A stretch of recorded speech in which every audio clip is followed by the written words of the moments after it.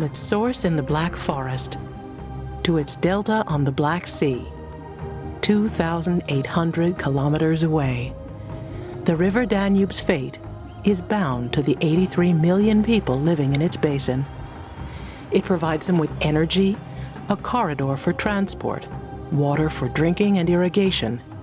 It's a source of food, a place to play. But it also serves as a sewer. After a century of intense use, its health is damaged, and nutrient runoff into the river has plunged the Black Sea into a crisis. The response is a bold global environmental facility, a UNDP program to restore its vitality. What's striking to me about this river is it's not something where it requires huge amounts of investment per se to clean it up. That's important, but even more important is how it's used, how people come together and agree on cooperative arrangements for its use, what fishing they do down below us in the Black Sea, how they treat the sanitation that goes into this river, what they do to cure the industrial pollution. And all of these are political will first, money second. The Danube has traditionally divided Europe.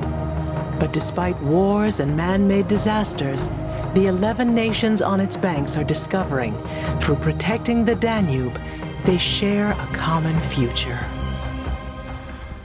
The Danube River Protection Convention is the mechanism for cooperation of the Danube countries, and it is therefore very important that joint action will lead to effective reduction of pollution reduction and sound water management in the Danube River Basin. Water management is now one of the key issues of the world reserves, natural reserves on the world.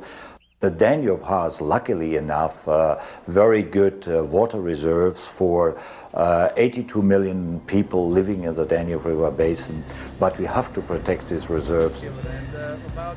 Behind the treaties and conventions, the Commission is working at street level, drawing the peoples of the Danube into participating in the river's future. Danube Basin, we have countries with different economic development. We have EU members with very developed economies, and we have many countries, or most of the countries are transitional ones. So, for example, the GDP per capita varies from about more than 25,000 US per capita up to the levels below 1,000. These disparities are very significant. My talk basically tries to explore the connection between the imbalance of poverty and wealth is an issue of globalization. London School of Economics sociologist Nikos Mouzelis, an expert on the region, says it is not insurmountable.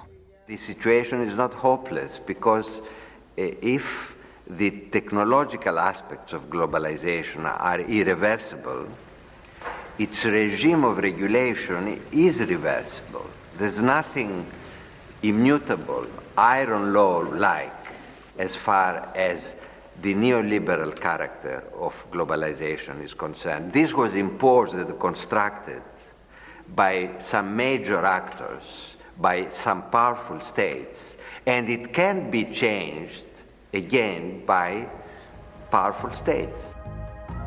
I have a very simple vision of the role of outsiders in development in the new century, and that is if we can help countries find the right policy solutions, then resources follow. Because where you have a good environmental policy for a river like this, and then raise resources to clean it up, the effect sticks. The river's improved, the donors are happy, the people of the river are happy, it's effective.